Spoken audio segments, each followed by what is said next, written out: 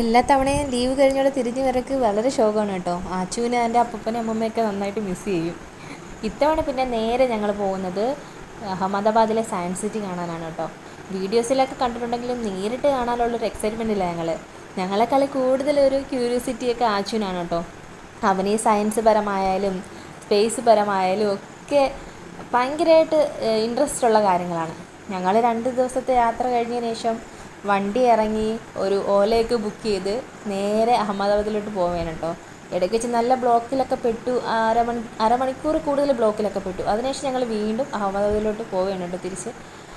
അങ്ങനെ അവിടെ നിന്നൊരു അരമണിക്കൂർ പിന്നും ബ്ലോക്ക് കഴിഞ്ഞ് ഞങ്ങൾ യാത്ര തിരിച്ചു.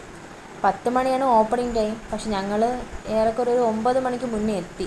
പിന്നെ അവിടെ ഇത്രയും യാത്ര കഴിഞ്ഞ് പോസ്റ്റ് അടിച്ച് നിൽക്കുന്നതിലുള്ളൊരു വിഷമമാണ് ഇപ്പോൾ ആച്ചുവിൻ്റെ മുഖത്ത് കാണാൻ പറ്റുന്നത്. അങ്ങനെ ഞങ്ങൾ വെയിറ്റ് ചെയ്ത് നിൽക്കുമ്പോഴത്തേക്കും സ്കൂൾ കുട്ടികളൊക്കെ ബസ്സിൽ വരുന്നുണ്ടായിരുന്നു.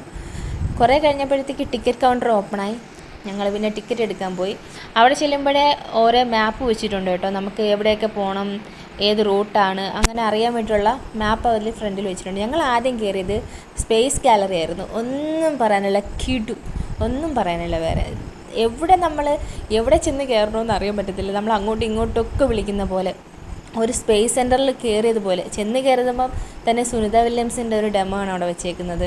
പിന്നെ നമ്മൾ അങ്ങോട്ട് കയറുമ്പം വിക്രം സാരാഭായെ കുറിച്ചുള്ള കുറച്ച് ഡീറ്റെയിൽമെൻറ്റ്, അതായത് ടൈം ലൈൻ അവിടെ വെച്ചിട്ടുണ്ട്. പിന്നെ അപ്പുറത്ത് എന്തോ ഗുജറാത്തിയിൽ എന്തോ എഴുതിയിട്ടുണ്ട്, എനിക്കത് മനസ്സിലായില്ല. പിന്നെ അങ്ങോട്ട് പോകണോ ഇങ്ങോട്ട് പോകണോ എന്നുള്ള കൺഫ്യൂഷനായിരുന്നു. പിന്നെ റോക്കറ്റായാലും മംഗലയാനായാലും എന്തൊക്കെ ഡെമോ ഉണ്ടോ അതൊക്കെ നമ്മളെ ഒത്തിരി നേരം അവിടെ നിർത്തി ഒത്തിരി ചിന്തിപ്പിക്കും. എന്തൊക്കെ അത്ഭുതങ്ങളല്ലേ കാണുന്നത്. ആച്ചുവിനാണെങ്കിൽ അവിടെ പോകണോ ഇവിടെ പോകണോ എന്നുള്ള കൺഫ്യൂഷനായിരുന്നു. ഞാൻ പിന്നെ ഒരിടത്തോട്ട് പോവും, അവർ വേറൊരിടത്തോട്ട് പോകും. ഇതേവിടെ ഗ്ലോബിൻ്റെ നമുക്ക് ഏത് സൈഡിൽ കൂടെ വേണേലും നോക്കുമ്പം ഗ്ലോബിൻ്റെ ഫുൾ ഡീറ്റെയിൽ കാണാനായിട്ട് പറ്റും. അതിൻ്റെ ഒരു ഡെമോ വെച്ചിട്ടുണ്ട്. കുറച്ച് കഴിയുമ്പോൾ എന്താ ഇവിടെ അബ്ദുൽ കലാം സാറിൻ്റെ ഒരു ഡെമോ വെച്ചിട്ടുണ്ട്.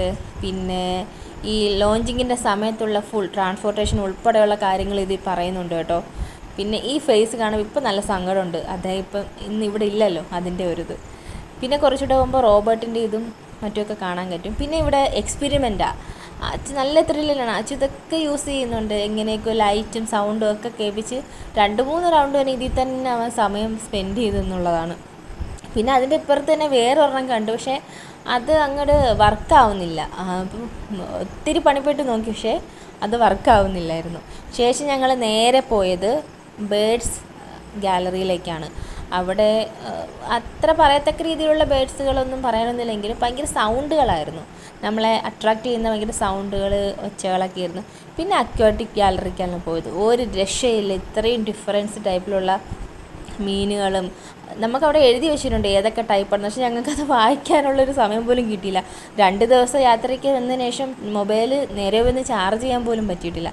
ഇതെനിക്ക് ഏറ്റവും ഇഷ്ടപ്പെട്ട ഇതാട്ടോ. നല്ല ഭംഗിയുണ്ടല്ലേ. ഇതൊക്കെ എന്താണെന്ന് പോലും അറിയത്തില്ല, പക്ഷെ കണ്ടുകൊണ്ട് നിൽക്കാൻ നല്ല രസമുണ്ടായിരുന്നു. ഇനി നമുക്ക് കുറച്ച് വിഷ്വൽസ് കാണാം.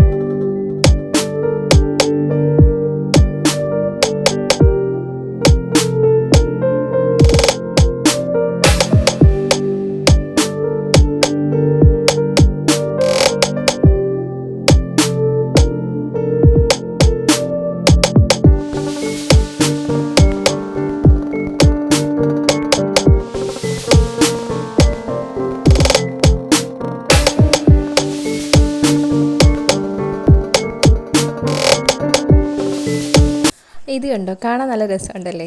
ഇനി വരുന്ന തലമുറകളിൽ റോബോട്ടായിരിക്കും നമ്മൾ സർജറി ചെയ്യുന്നത്.